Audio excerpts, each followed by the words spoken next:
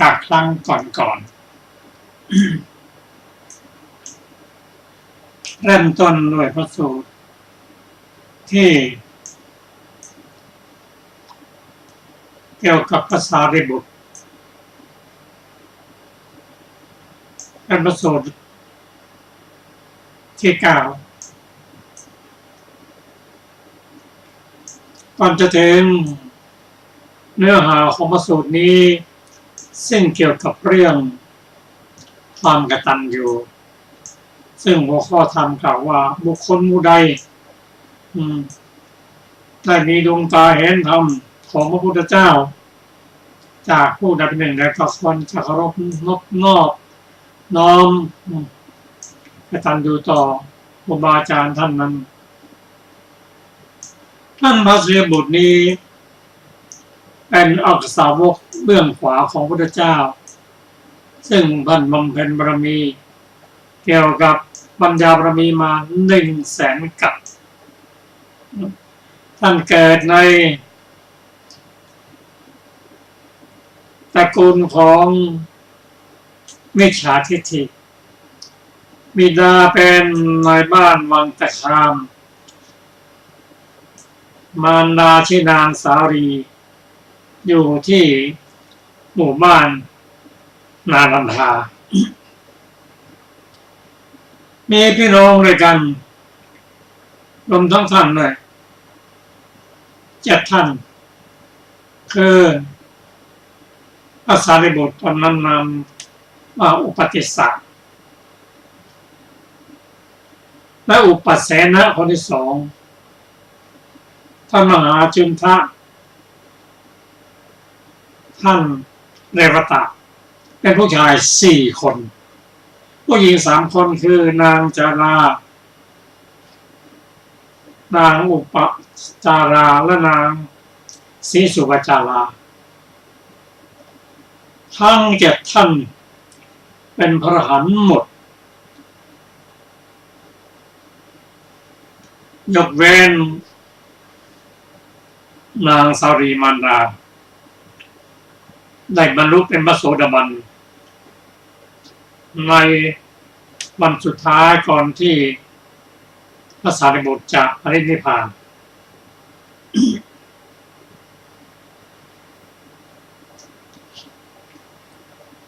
พระสารีบุตรนั้นสั่งสมปัญญามายาวนานแต่ยังไม่บรรลุธรรมในเหตุ2 ประการ1ปัญญาบารมีของท่านยังไม่ครบรอบประการ1 ประการที่ 2นั้นต้องได้ฟังธรรมจากพระพุทธเจ้าเสียก่อนซึ่งครั้งที่ได้ฟังธรรมจากธรรมของพระพุทธเจ้าโดยท่านพระอรหันต์ชื่ออัสสัทธิเป็นคนแสดงให้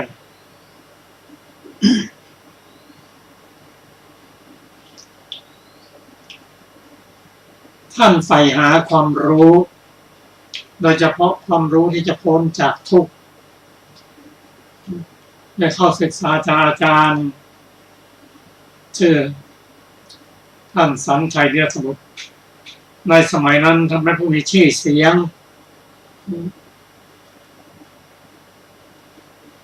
ท่านไปกับเพื่อนในคนหนึ่งชื่อโกริตะทั้ง2 ท่านนี้เป็นเพื่อนรักมาหลายตระกูลในกันท่านเริ่มเบื่อ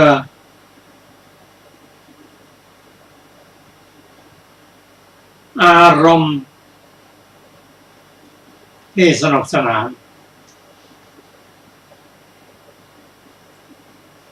ก็เป็นการเริ่มต้นของการละตัณหาถ้าผู้มีตัณหาแล้วกล่าวว่าไม่เคย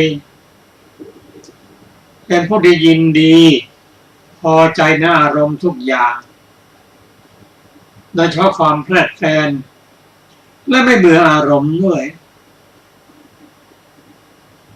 เป็นเกศ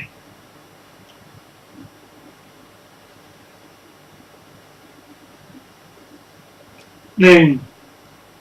เป็นผู้ที่ยินดีพอใจในอารมณ์สองเป็นผู้ที่ไม่เบื่ออารมณ์นั้นๆวันนี้เป็นสิ่งที่เข้ามาในจิตใจของท่านวันสุดท้ายนั้นท่านดูการแสดงของผู้หญิงเป็นงานประจำปีทั้งสองท่านนี้เป็นผู้มีฐานะดีพาบริวารนำตั้งเตรียมขึ้นไปบนภูเขาเพื่อฟังแต่การฟังครั้งนี้มันเหมือนฟังก่อนท่านเกิดเมื่อในอารมณ์ไม่พอใจในอารมณ์อันว่าผู้ที่มาแสดงให้เราดูทุกปีนั่นก็เปลี่ยนกันตายแล้วเอาคนใหม่มาแทนเช่นเกิดเบื่อแล้วท่านเพื่อนเขาทำชั่นเดียวกันเราแต่เกิดเบื่อลงจากภูเขาโดยไม่มีการตบรางวัลไม่มีการยินดีต่างๆมาหารือกันว่าเราสองคนมีจิตใจตรงกันให้เราหาความรู้ที่พ้นจากทุกข์ดีกว่าก็เลือกท่านสัญชัยนั่นแหละอันเป็นหนึ่งของครูทั้งหกอันได้แก่บูรณกัสสปะมัคคลิโคสานาชิตะแกสกัมพลปกุทะกัจจายนะท่านนิครนนาถบุตรและท่านสัญชัยนิรัตบุตรท่านเรียกท่านสัญชัยเป็นอาจารย์ทั้งสองท่านเข้าเรียนไม่นานเลยก็ไปเรียนถามอาจารย์วิชาที่จะเรียนมีอยู่มั้ยอาจารย์บอกว่าหมดแล้วลูกศิษย์เรียนได้เดียวเอาแท้เรามาเป็นอาจารย์ร่วมกันบริหารบริษัทของเราพอระหว่างที่อยู่บริหารนั้นอามิสต่างๆหลั่งไหลมาสมมุนในที่สุดท่านเห็นว่าไม่ใช่ที่จะพ้นจากทุกข์ท่านก็ลาจากอาจารย์แยกกับท่านโกริตะไปคนละทางสัญญากันว่าถ้าใคร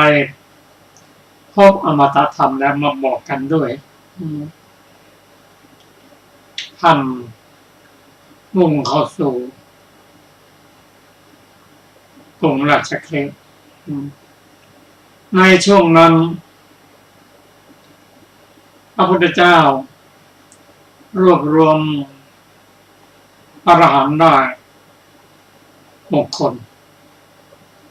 ตรัสว่าพวกเธอจงแยกย้ายกันไปเผยแผ่ธรรมะอย่าไปที่เดียวสองคนแยกย้ายกันไปวันนั้นอุปติสสะเดินแล้วเห็นท่านอัสสชิออกบิณฑบาตด้วยมีความคิดว่าภิกษุอย่างนี้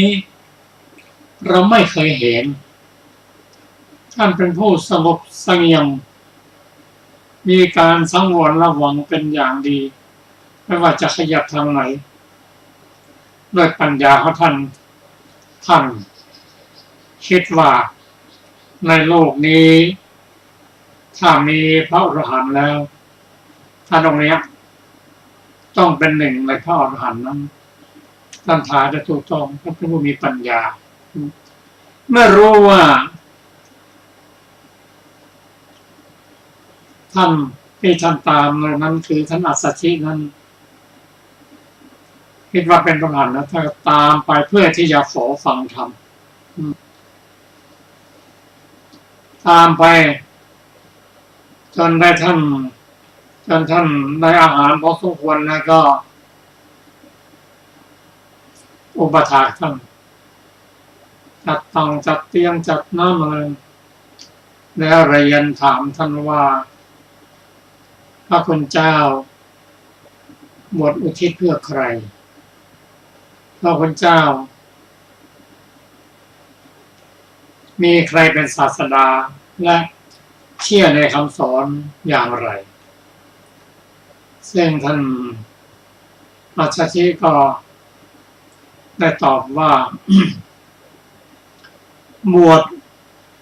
เพื่ออุทิศพระคุณพระเจ้าลงพระนามว่าพระมหาสมณโคดมท่านพระมหาสมณเจ้าพระองค์นั้นเป็นศาสดาของเราและเราก็เชื่อในพระธรรมคำสอนของ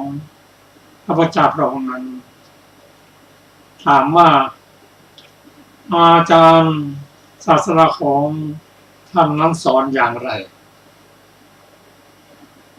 ท่านอัสสชิตอบว่าอาตมาภาพบวชไม่นานนี้ในสำนักของพระพุทธเจ้าพระองค์นั้นจึงไม่สามารถที่จะอธิบายในรายละเอียดและพิสดารได้แต่หัวข้อสั้นๆนั้นซึ่งนุปัสสะเพียงพระคุณเจ้าไม่ต้องห่วงเรื่องนั้นขอเพียงหัวข้อสั้นๆก็พอท่านอัสสชิแสดงธรรมสั้นๆท่านได้ตรัสรู้อริยสัจสี่เป็นพระโสดาบัน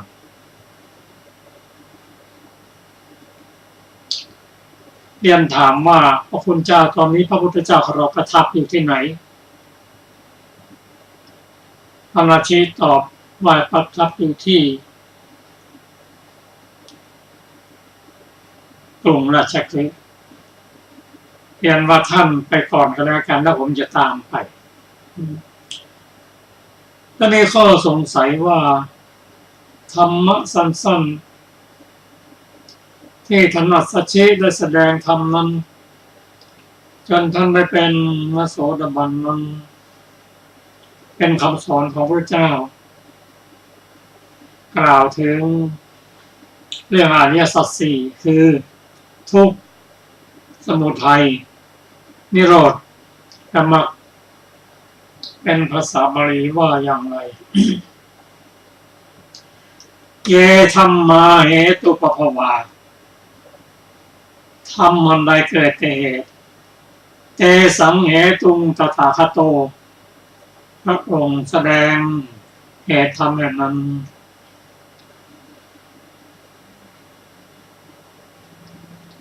เตสัมจะนิโรโทจะเอวังวทีมหาสมโนพระองค์ทรงแสดงความดับของธรรมเหล่านั้นพระองค์มีปกติตรัสไว้อย่างนี้อันนี้ก็เป็นคำสอนที่ท่านอัสสชิแสดงสั้นๆแต่อุปติสสะผู้มีปัญญาสามารถที่จะรู้รายละเอียดของธรรมได้ว่าเยธัมมาเหตุปภวาธรรมใดเกิดแต่เหตุธรรมเกิดแต่เหตุหลายอย่างและที่นี้หมายถึงขันธ์ห้าเกิดแต่เหตุพระองค์ทรงแสดงเหตุนั้นคืออะไรสมุทัยในตัวตัณหานั่นแหละและความดับของธรรมเหล่านั้นได้แก่ความไปถึงอริยมรรคและนิโรธพระองค์มีปกติตรัสอย่างนี้ท่านได้บรรลุเป็นพระโสดาบัน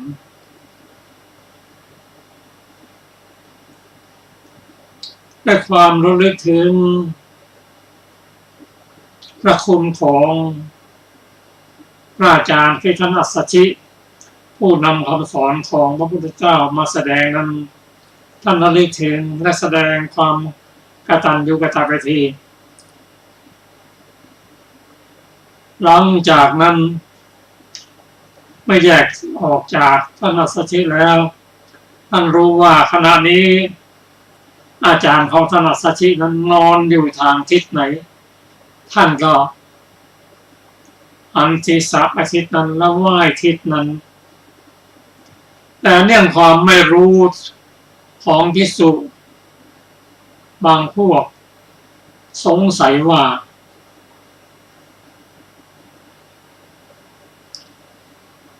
ท่านพระสารีบุตรนี้เป็นอัคคสาวกเบื้องขวาแล้ว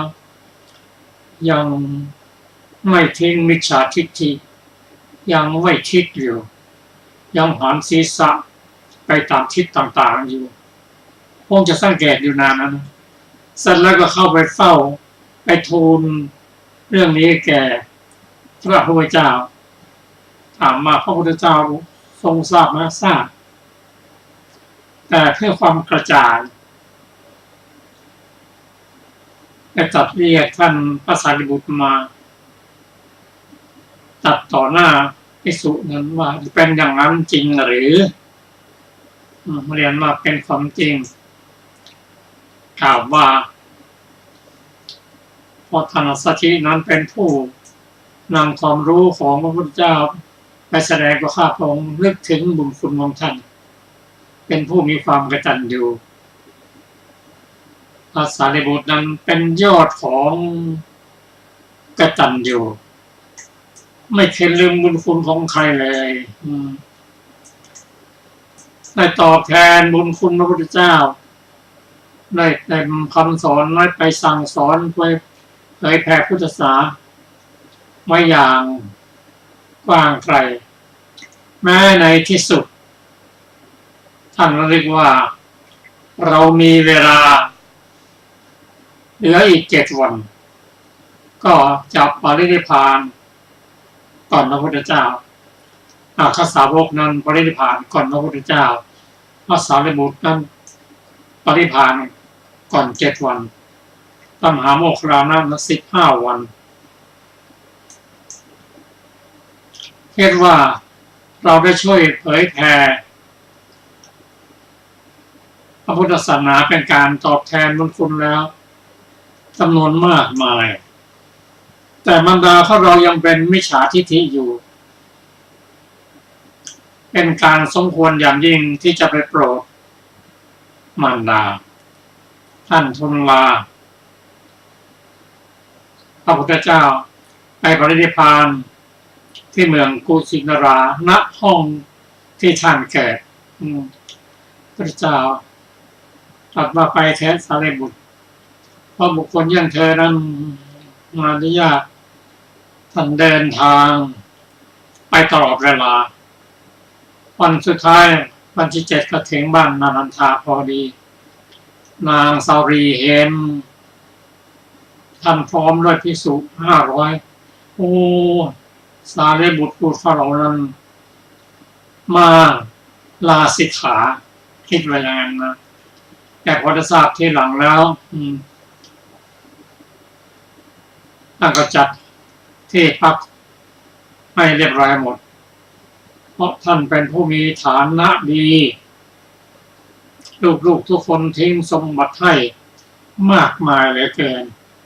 ห้องหับบ้านช่องสามารถจะรองรับภิกษุได้500ได้สบายคืนนั้นท่านป่วยก็มีเทวดาตามลำดับก็ถึงระดับพรหมมาเยี่ยมท่านนางสาลีเฝ้าดูถ้าลูกชายอยู่พอเทวดามาเยี่ยมเสร็จแล้วพระอินทร์มาเยี่ยมเรียนถามพระลูกชายพระนางชายพระอินทร์มองพระอินทร์มาเยี่ยมลูกเลยต่อว่ารอเพ่งพรหม ลำดับพรหมที่คุณแม่ท่านนับถืออยู่นั่นนะคุณแม่แกรับประหลาดใจแสงสว่างเมื่อนี้แสงสว่างแล้ว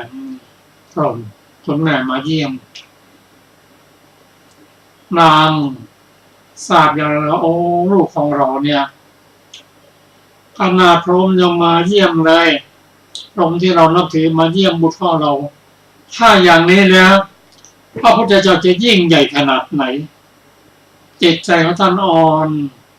พร้อมที่จะรองรับได้ท่านภาษาลิบุตรก็แสดงทำให้ฟังท่านฟังจบได้เป็นพระโสดาบันคุณแม่เรียนท่านว่าสารีบุตร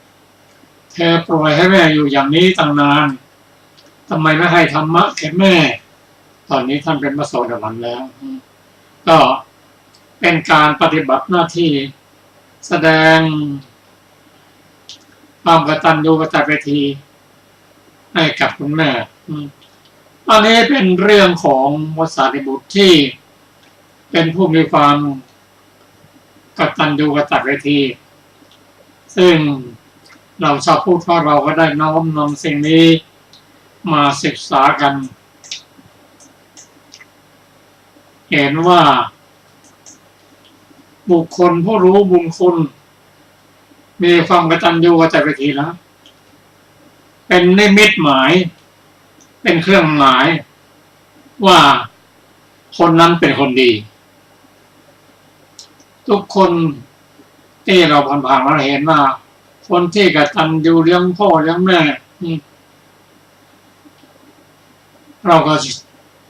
ชื่นชมสรรเสริญและบุคคลเรานั้นก็ได้ดีทุกคนก็เป็นเรื่องของพระสารีบุตรซึ่งรายละเอียดมีอยู่มากมาย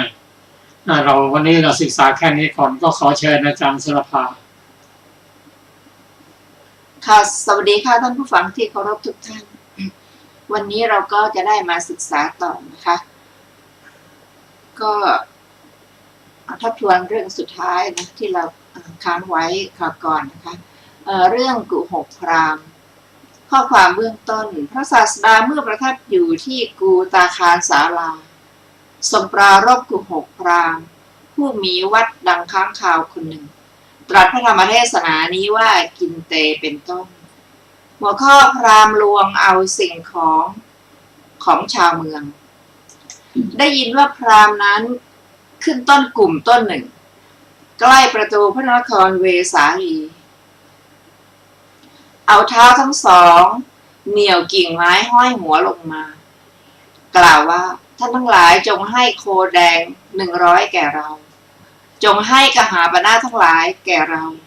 จงให้หญิงบำเรอแก่เราถ้าท่านทั้งหลายจักไม่ให้เราตกจากต้นกลุ่มนี้ตายจักทำพระนครไม่ให้เป็นพระนครในการเป็นที่เสด็จเข้าไปยังพระนครแม้ของพระตถาคตผู้อันหมู่ภิกษุแวดล้อมแล้วภิกษุเรา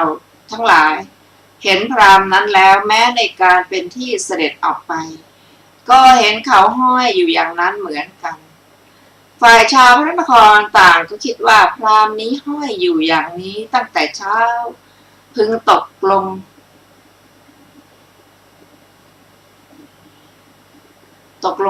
ตายนะคะทำพระนครไม่ให้เป็นพระนครกลัวความล่มจมแห่งพระนครจึงยอมรับว่าพวกเราจะให้ของทุกอย่างที่พราหมณ์นั้นขอแล้วให้ได้ เขาได้ลงรับเอาสิ่งของทั้งปวงไปภิกษุทั้งหลายเห็นเขาเที่ยวไปดุจแม่โคใกล้อุปาจาระของวิหารจำได้จึงถามว่าพราหมณ์ท่านได้สิ่งของตามปรารถนาแล้วหรือได้ฟังว่าขอรับกระผมได้แล้วจึงกราบทูลเรื่องนั้นแด่พระตถาคตณภายในวิหารหัวข้อพระศาสดาตรัสวรพกรรมของพราหมณ์พระศาสดาตรัสว่าภิกษุทั้งหลายพราหมณ์นั่นเป็นโจรหลอกลวงในการนี้เท่านั้นหาไม่ได้ถึงในการก่อนก็เป็นโจรหลอกลวงแล้วเหมือนกันก็บัดนี้พราหมณ์นั่นย่อมหลอกลวงพาลชนได้ แต่ในการนั้นไม่อาจเพื่อหลอกลวงบัณฑิตทั้งหลายได้ดังนี้แล้วอันภิกษุเหล่านั้นทูลอ้อนวอนทรงนำอดีตนิทานมาตรัสว่าในอดีตการดาบทหลอกลวงรูปหนึ่งอาศัยกาสิกะคามตำบลหนึ่งย่อมสำเร็จการอยู่ตระกูลหนึ่งบำรุงเธอคือย่อมถวายส่วนหนึ่งแม้แก่เธอจากของควรเคี้ยวและของควรบริโภคอันเกิดขึ้นแล้วในกลางวันเหมือนให้แก่บุตรของตนเก็บส่วนอันเกิดขึ้นในตอนเย็นไว้ถวายในวันที่สองต่อมาวันหนึ่งตระกูลนั้นได้เนื้อเหี้ยมาในเวลาเย็นแกงไว้เรียบร้อยแล้วเก็บส่วนหนึ่งจากส่วนที่แกงนั้นไว้ถวายแก่เธอในวันที่สองดาบทพอกินเนื้อแล้วถูกความอยากในรสผูกพันแล้วถามว่านั่นชื่อเนื้ออะไรได้ฟังว่าเนื้อเหี้ยดังนี้แล้วเที่ยวไปเพื่อภิกษารับเอาเนยใสนมส้มและเครื่องเผ็ดร้อนเป็นต้นไปยังบรรณศาลาแล้วเก็บไว้ณส่วนข้างหนึ่งก็พระยาเหี้ยอยู่ในจอมปลวกแห่งหนึ่งณที่ไม่ไกลจากบรรณศาลาพระยาเหี้ยมาไหว้พระดาบทตามการสมควรก็ในวันนั้นดาบทนั่งคิดว่าเราจะฆ่าเหี้ยเสียดังนี้แล้วซ่อนท่อนไม้ไว้นั่งทำทีเหมือนหลับอยู่ณที่ใกล้จอมปลวกนั้นพระยาเหี้ยออกจากจอมปลวกแล้วได้มายังสำนักของเธอกำหนดอาการได้แล้วจึงกลับจากที่นั้นด้วยคิดว่าวันนี้เราไม่ชอบใจอาการของอาจารย์ดาบทรู้ความกลับของเหี้ยนั้นแล้วขว้างท่อนไม้ไปเพื่อประสงค์จะฆ่าเหี้ยนั้นท่อนไม้พลาดไปพระยาเหี้ยเข้าไปสู่จอมปลวกแล้วโผล่ศีรษะออกมาจากจอมปลวกนั้นแล้วแลดูทางที่มากล่าวกับดาบทว่าข้าพเจ้าสำคัญท่านผู้ไม่สำรวมว่าเป็นสมณะจึงเข้าไปหาแล้วท่านนั้นย่อมไม่เป็นสมณะโดยประการที่ท่านเอาไม้ประหารข้าพเจ้าท่านผู้มีปัญญาสามประโยชน์อะไรด้วยชฎาทั้งหลายของท่านประโยชน์อะไรด้วยผ้าที่ทำด้วยหนังสัตว์ของท่านภายในของท่านรบรุงรังท่านย่อมเกลี้ยงเกลาแต่ภายนอกครั้งนั้นดาบทเพื่อจะล่อพญาเหี้ยนั้นด้วยของมีอยู่ของตนจึงกล่าวอย่างนี้ว่าเหี้ยท่านจงกลับมาจงบริโภคข้าวสุกแห่งข้าวสาลีทั้งหลายน้ำมันและเกลือของข้าพเจ้ามีอยู่ดีปลีของข้าพเจ้าก็มีเพียงพอพระยาเหี้ยฟังคำนั้นแล้วกล่าวว่าท่านกล่าวโดยประการใดๆความที่ข้าพเจ้าประสงค์เพื่อหนีไปอย่างเดียวย่อมมีโดยประการนั้นๆดังนี้แล้วกล่าวคาถานี้ว่าข้าพเจ้านั้นยิ่งจักเข้าไปสู่จอมปลวกลึกตั้ง100 ชั่วบุรุษ น้ำมันและเกลือของท่านจะเป็นประโยชน์อะไรดีปีก็ไม่เป็นประโยชน์เกื้อกูลแก่ข้าพเจ้าก็แลครั้นแล้วขั้นกล่าวแล้วอย่างนั้นกล่าวว่าข้าพเจ้าได้ทำความสำคัญในท่านว่าเป็นสมณะสิ้นการประมาณเท่านี้บัดนี้ท่านขว้างท่อนไม้ไปเพราะความเป็นผู้ประสงค์จะประหารข้าพเจ้าท่านไม่เป็นสมณะแต่การที่ท่านขว้างท่อนไม้ไปแล้วทีเดียวประโยชน์อะไรด้วยชฎาทั้งหลายของบุคคลผู้สามปัญญาเช่นท่านประโยชน์อะไรด้วยหนังเนื้อชื่ออชินะพร้อมทั้งกีบเพราะภายในของท่านรบรุงรังท่านย่อมเกลี้ยงเกลาแต่ภายนอกอย่างเดียวเท่านั้นพระศาสดาครั้นทรงนำอดีตนิทานนี้มาแล้วตรัสว่าพราหมณ์นี้ได้เป็นดาบทผู้หลอกลวงในการนั้นส่วนพระยาเหี้ยได้เป็นเรานี่เองดังนี้แล้วทรงประมวลชาดก เมื่อจะทรงแสดงเหตุแห่งดาบทนั้นถูกเหี้ยตัวฉลาดข่มในการนั้นจึงตรัสพระคาถานี้ว่ากินเตชะดาหิทุมเมทะกินเตอชินะสาธยาอภันตรันเตขหานังพาหิรังปริมัชชติผู้มีปัญญาสามประโยชน์อะไรด้วยชันตาทั้งหลายของเธอประโยชน์อะไรด้วยผ้าที่ทำด้วยหนังเนื้อชื่ออชินะของเธอภายในของเธอรกรุงรังเธอย่อมเกลี้ยงเกลาแต่ภายนอกแก้อัดบรรดาบทเหล่านั้นสองบทว่ากินเตชตาหิความว่าดูก่อนผู้สามปัญญาประโยชน์อะไรด้วยชดาเหล่านี้แม้อันเธอกล้าไว้อย่างดีแล้วและด้วยผ้าสาดกที่ทำด้วยหนังเนื้อชื่ออาทินะนี้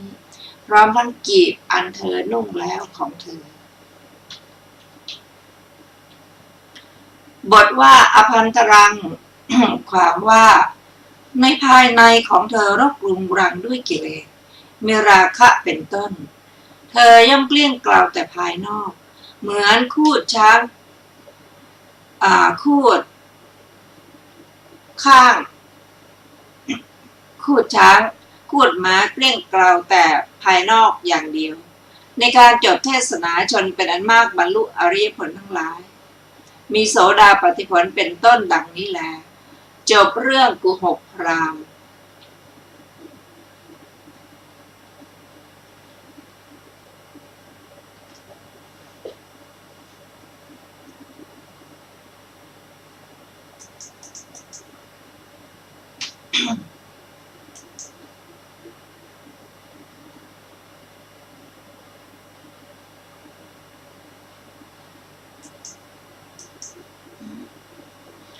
ต่อไปเป็นเรื่องของ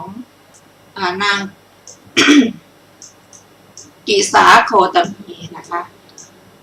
ข้อความเบื้องต้นพระศาสดาเมื่อประทับอยู่ที่ภูเขาคิชกูฏทรงปรารภนางกิสาโคตมีตรัสพระธรรมเทศนานี้ว่าปังสุกูละทรังเป็นต้นหัวข้อนางโคตมีเห็นเท้าสักกะได้ยินว่าในการนั้นเท้าสักกะเข้าไปเฝ้าพระศาสดาพร้อมกับเทวบริษัทในที่สุดแห่งปฐมยามถวายบังคมแล้วประทับนั่งทรงสดับธรรมกถาอันเป็นที่ตั้งแห่งความระลึกถึงอยู่ณที่ส่วนข้างหนึ่งในขณะนั้นนางกิสาโคตมีคิดว่าเราจะเฝ้าพระศาสดาเหาะมาทางอากาศแล้วเห็นเท้าสักกะจึงกลับไปเสียเท้าเธอทอดพระเนตรเห็นนางผู้ถวายบังคมแล้วกลับไปอยู่ทูลถามพระศาสดาว่าพระเจ้าข้าภิกษุณีนั่นชื่ออะไรพอมาเห็นพระองค์แล้วก็กลับหัวข้อนางกิสาโคตมีเลิศทางทรงผ้าบังสุกุลพระศาสดาตรัสว่ามหาบพิตรภิกษุณีนั่นชื่อกิสาโคตมีเป็นธิดาของตถาคตเป็นยอดแห่งพระเถรีผู้ทรงผ้าบังสุกุลทั้งหลายดังนี้ตรัสพระคาถานี้ว่าปังสุกูละทรังชันตุงกิสันธมะนิสันทะตังเอกังวนะสมิงชายันตังตมหังภูมิพรามนังเราเรียกชนผู้ทรงผ้าบังสุกุลผู้พร้อมสะพรั่งด้วยเอ็นผู้เพ่งอยู่ผู้เดียวในป่านั้นว่าเป็นพรามแก้อัดบรรดาบทเหล่านั้นบทว่ากิสังความว่าก็ชนทั้งหลายผู้ทรงผ้าบังสุกุลบำเพ็ญข้อปฏิบัติอันสมควรแก่ตนย่อมเป็นผู้มีเนื้อและโลหิตน้อยและเป็นผู้มีตัวสะพรั่งด้วยเอ็นเหตุนั้นพระศาสดาจึงตรัสอย่างนั้นสองบทว่าเอกังวนัสมิงความว่าเราย่อมเรียกบุคคลผู้เพ่งอยู่ผู้เดียวในที่สงัดนั้นว่าเป็นพราม ในการจบเทศนาชนเป็นอันมากบรรลุอริยผลทั้งหลายมีโสดาปัตติผลเป็นต้นดังนี้แลจบเรื่องนางกิสาโคตมี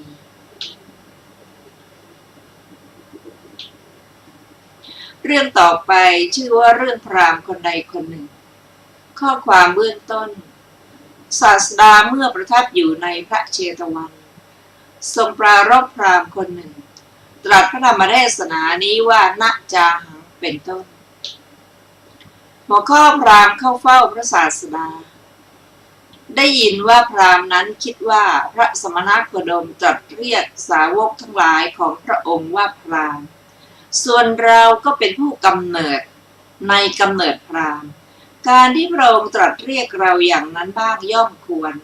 ดังนี้แล้วเข้าไปเฝ้าพระศาสดาทูลถามเนื้อความนั้นหัวข้อลักษณะแห่งพราหมณ์ลำดับนั้นพระศาสดาจึงตรัสกับเขาว่าพราหมณ์เราย่อมไม่เรียกว่าพราหมณ์ด้วยเหตุสักว่าเกิดในกำเนิดพราหมณ์เท่านั้นส่วนผู้ใดไม่มีกิเลสเครื่องกังวลไม่ถือมั่นเราเรียกผู้นั้นว่าเป็นพราหมณ์ดังนี้แล้วตรัสพระคาถานี้ว่านะจาหังพรามนังภูมิโยนิชังมัตติสัมภวังโพวาทีนามโสโหติสะเวโหติสกินจโน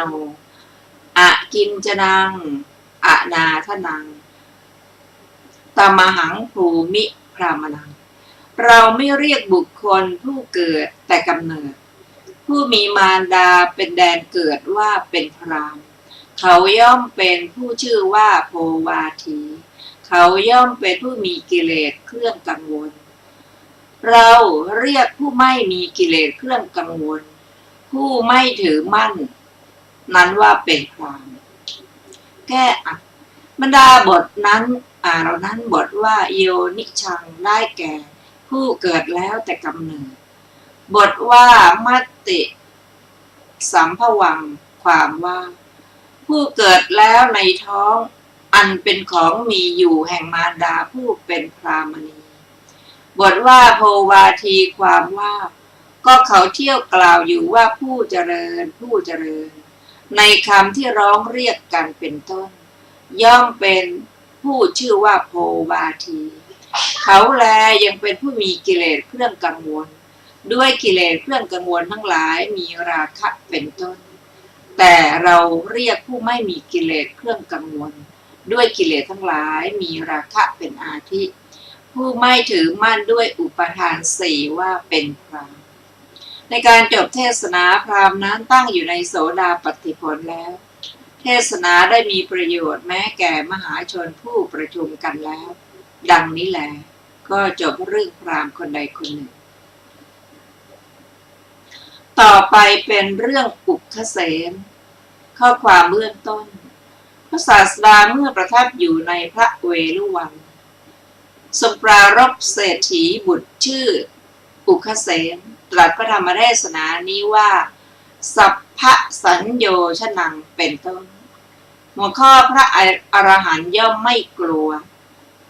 เรื่องข้าพเจ้าให้พิสดารแล้วในอัฏฐะแห่งพระคาถาว่ามูลจะปุเรมุลจะปัจฉโตเป็นต้นนั้นแหละก็ในการนั้นพระศาสดาเมื่อภิกษุทั้งหลายกราบทูลว่าพระเจ้าข้าพระอุคเสนย่อมกล่าวว่าเราไม่กลัวชรอยว่าจะพยากรณ์พระอรหันต์ด้วยคำไม่จริงจึงตรัสว่าภิกษุทั้งหลายบุคคลผู้เช่นกับบุตรของเรามีสังโยชน์อันตัดได้แล้วย่อมไม่กลัวดังนี้แล้วตรัสพระคาถานี้ว่าสัพพสังโยชนังเจตวาโยเวนะปริตัสสติสังคาติคังวิสังยุตตังตมหังภูมิพรามนังผู้ใดแลตัดสังโยชน์ทั้งปวงได้แล้วย่อมไม่สะดุ้งเราเรียกผู้นั้นผู้ก้าวล่วงกิเลสเครื่องข้องได้ผู้หลุดพ้นแล้วว่าเป็นพราหมณ์แก้อัดบรรดาบทเหล่านั้นบทว่าสัพพะสัญโยชนังได้แก่สังโยชน์10 อย่างบทว่านะปริตัสสติ ได้แก่ ย่อมไม่กลัวเพราะตัณหาบทว่าตมหังตัดบทเป็นตังอาหังความว่าเราเรียกผู้นั้นซึ่งชื่อว่าก้าวล่วงกิเลสเครื่องข้องเพราะความที่กิเลสเครื่องข้องทั้งหลายมีราคะเป็นต้นอันล่วงได้แล้วผู้ชื่อว่าพรากได้แล้วเพราะไม่มีแห่งโยคะแม้สี่ว่าเป็นพรากในการจบเทศนาชนเป็นอันมากบรรลุอริยผลทั้งหลายมีโสดาปัตติผลเป็นต้นดังนี้แหละจบเรื่องอุคเสน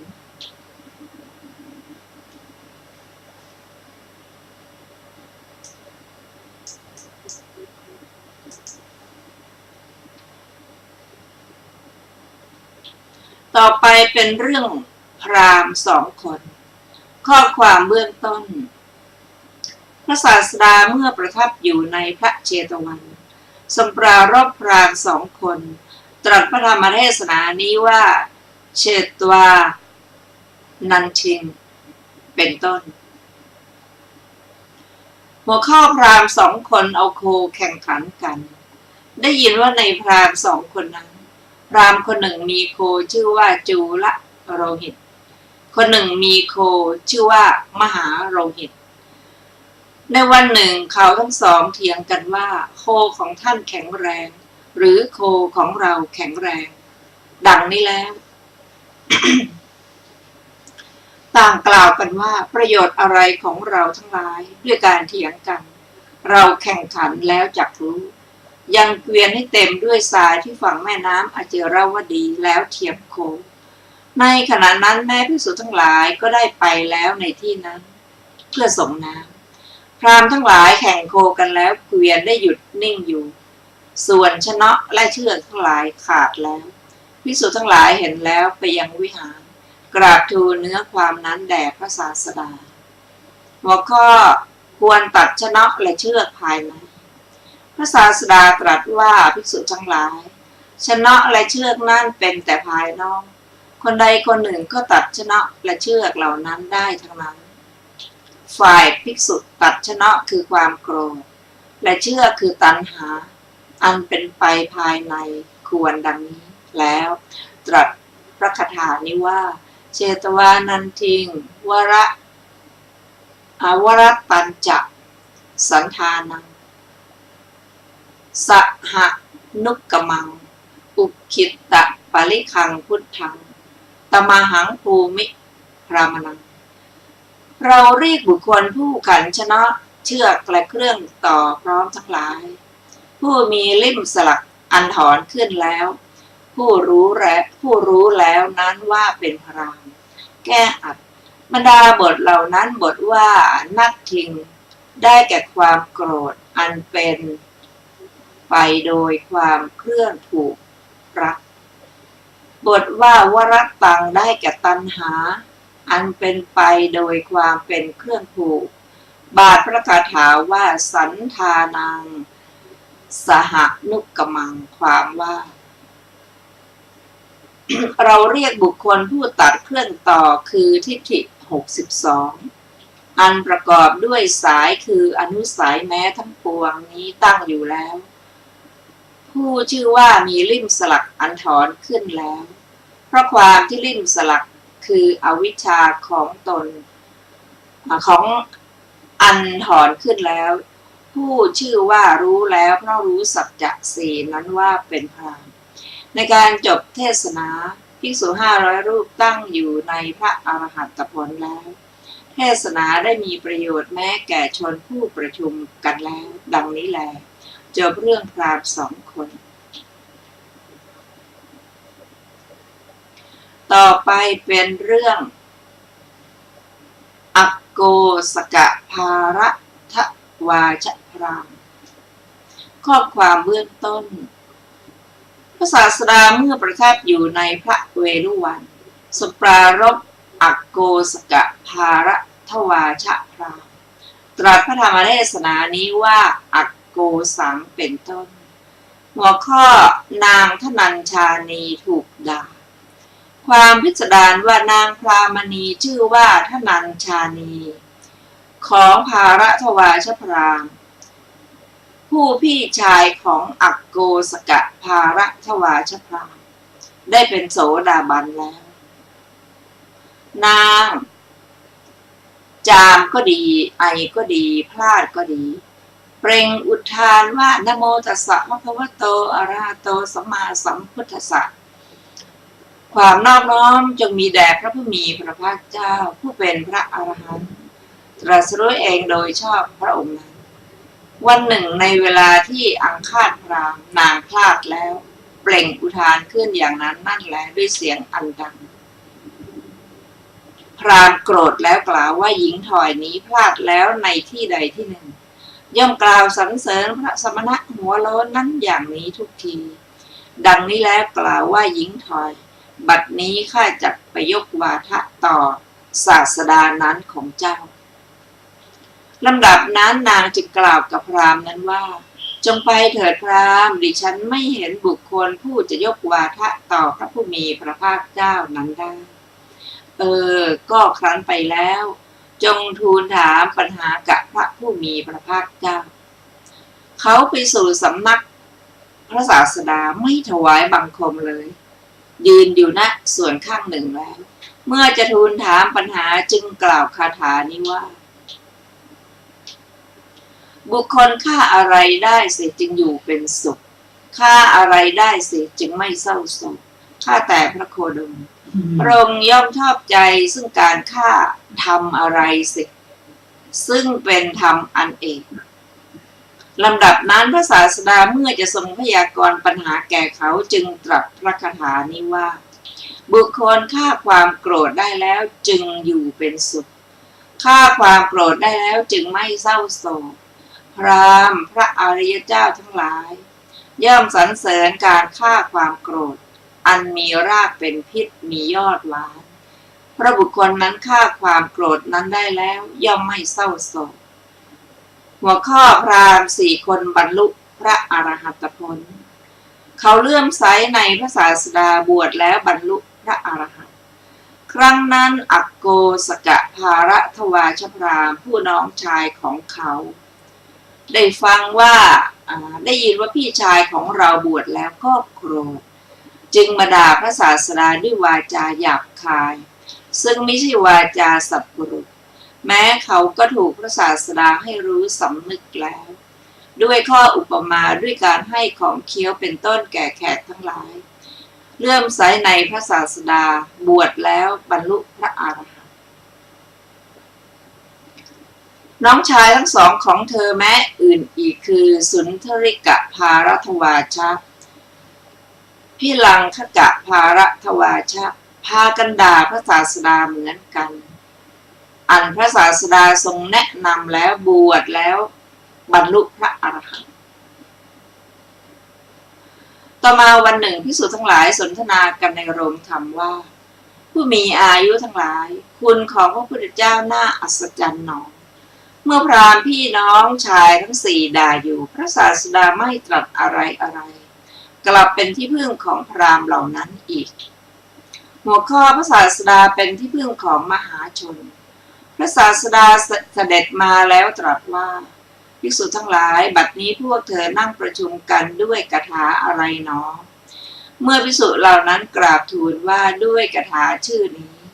จึงตรัสว่าภิกษุทั้งหลายเราไม่ประทุษร้ายในชนทั้งหลายผู้ประทุษร้ายเพราะความที่เราประกอบด้วยกำลังคือขันติย่อมเป็นที่พึ่งของมหาชนโดยแท้ดังนี้แล้วตรัสพระคาถานี้ว่าอักโกสัง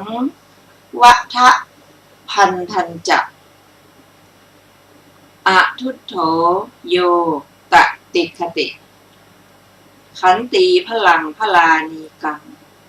ตมหังภูมิพรามนังผู้ใดไม่ประทุษร้ายอดกลั้นซึ่งคำด่าและการตีและการจำจองได้เราเรียกผู้นั้นซึ่งมีกำลังคือขันติมีหมู่พลว่าเป็นพราหมณ์แก้อัดบรรดาบทเหล่านั้นบทว่าอาทุโธเป็นต้นความว่าผู้ใดเป็นผู้มีใจไม่โกรธอดกลั้นคำด่าและคำบริภาคด้วยอักโกสวัตถุ10และการ ตีด้วยฝ่ามือเป็นต้น และการจำด้วยเครื่องจำคือเป็นต้น เราเรียกผู้นั้นคือผู้เห็นปานนั้นซึ่งชื่อว่ามีกำลังคือขันติเพราะความเป็นผู้ประกอบด้วยกำลังคือขันติชื่อว่าผู้ชื่อว่ามีหมู่พลเพราะความเป็นผู้ประกอบด้วยกำลังคือขันติอันเป็นหมู่เพราะเกิดขึ้นบ่อยๆนั่นแหละว่าเป็นพราหมณ์ในการจบเทศนาชนเป็นอันมากบรรลุอริยผลทั้งหลายมีโสดาปัตติผลเป็นต้นดังนี้แลจบเรื่องอักโกสกะภารัทวาจพราหมณ์ท่านผู้ฟังที่เคารพค่ะวันนี้รายการศึกษาพระพุทธศาสนาตามพระไตรปิฎกก็ได้หมดเวลาลงแล้วขอบพระคุณทุกท่านที่ได้ร่วมศึกษาด้วยกันเราจะมาพบกันใหม่ในวันอาทิตย์หน้าเวลาเดียวกันนี้วันนี้ขอมีความสุขสวัสดีเจริญในธรรมยิ่งสวัสดีค่ะ